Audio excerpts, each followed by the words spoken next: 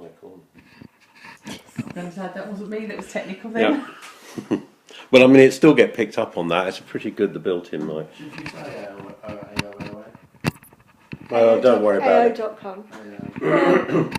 They're not, I mean, it's fine, that's fine, great, okay. Okay to me.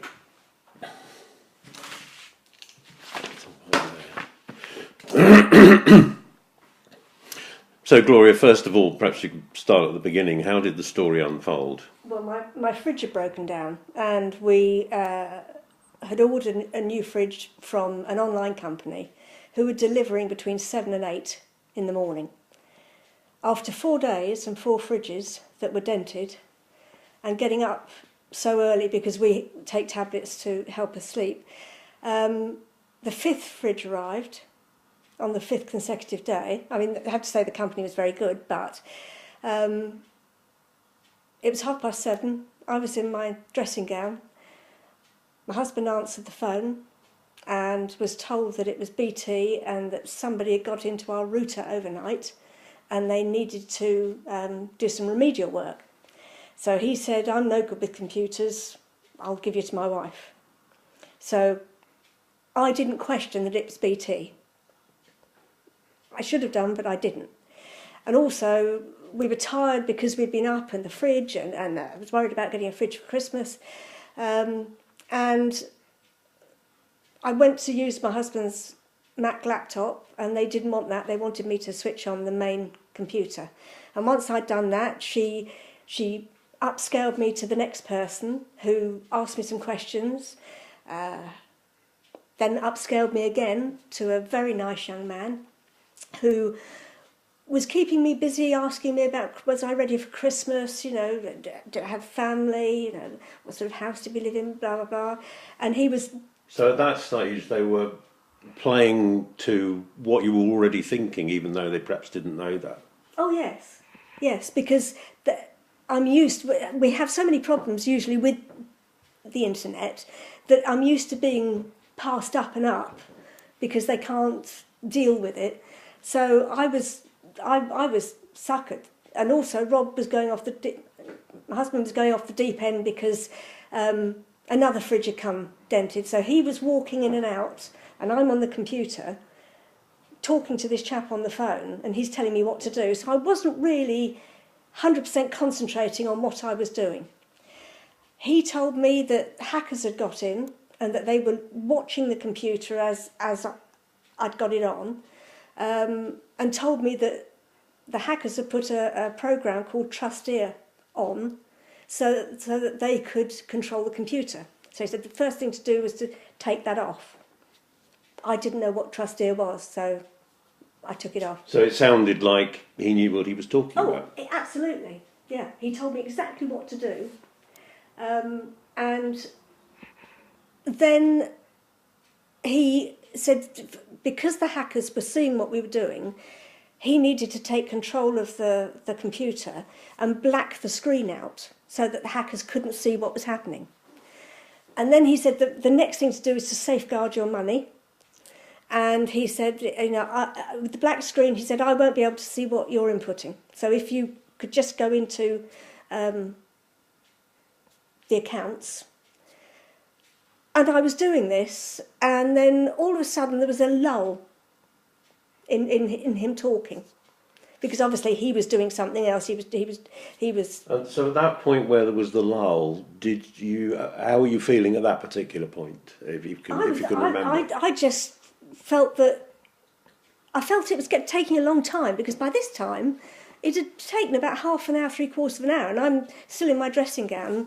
My husband's walking in and out of the room, making comments about this fridge, and when there was the lull in conversation, I suddenly thought, this isn't right. You know, I'd suddenly sort of come to, and I said to my husband, ring a friend of ours who's a computer expert, and just check that, you know, I'm doing the right thing. And I heard him yell no from the other end of the house. I put the phone down, pulled the plug out of the computer, and said, I think I've really mucked up. So we got our mobile phones, and Rob was trying to contact one bank, I was trying to contact the other.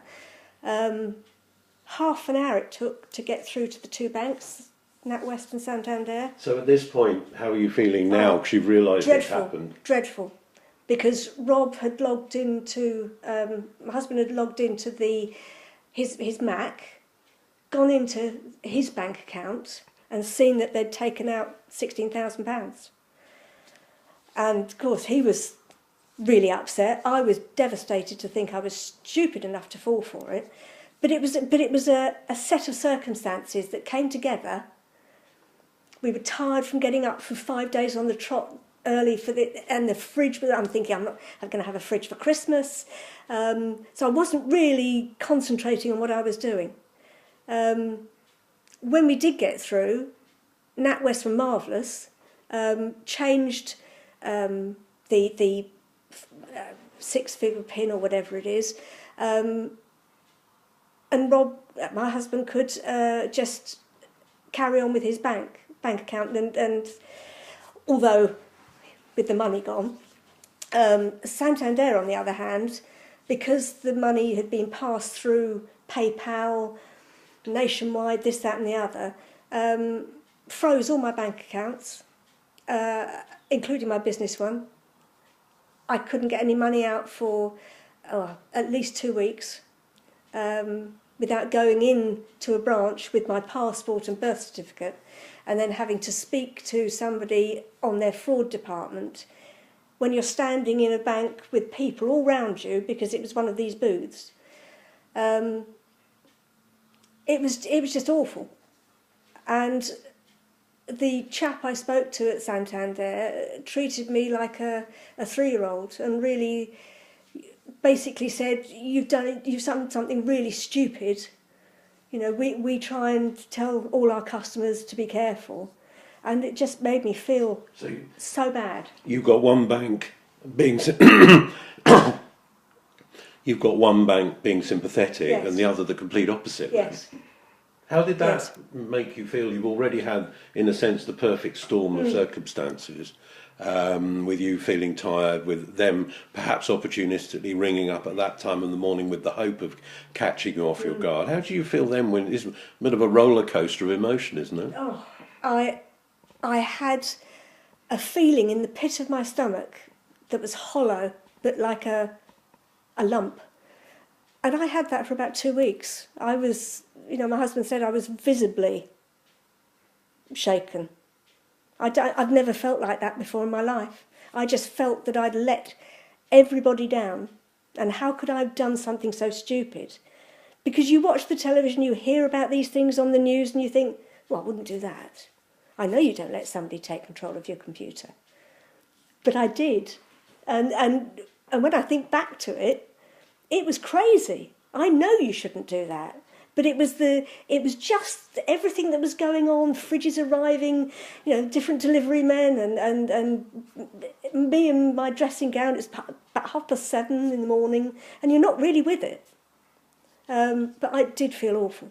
And in terms of the police, for example, did you call them, and how did they react? My husband called the police, and they weren't interested at all. They said it wasn't a police matter, and it was something to do with the financial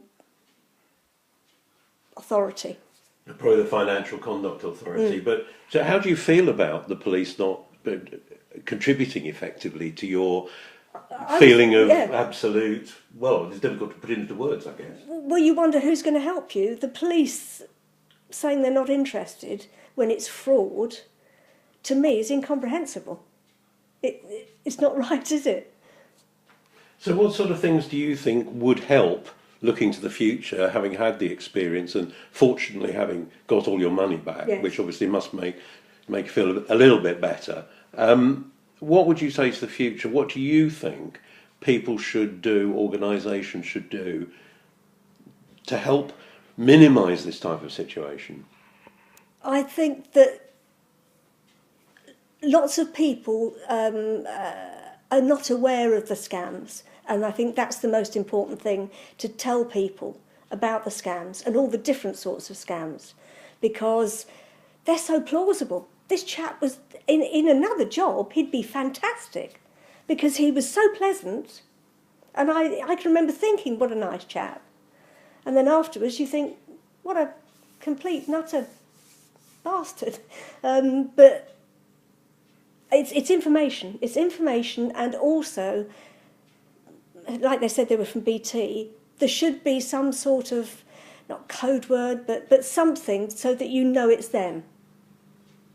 Because looking back, they didn't even know our name.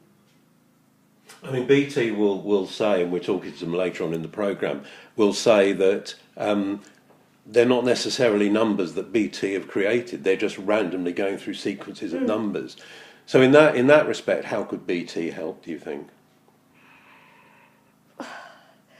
By making sure everybody has got a caller display so that you know where it's coming from. But I'm supposed to be on the telephone preference scheme. I'm registered for that, and yet we still get all these phone calls about car accidents and PPI and everything else. And I don't know whether we're now on a suckers list, because we seem to get an awful lot of phone calls. But they get short shrift. Thank you very much indeed, thanks. Thank you. Just sit there a moment. Okay, great. So we will give your arm a rest now. So telephone preference service, because I believe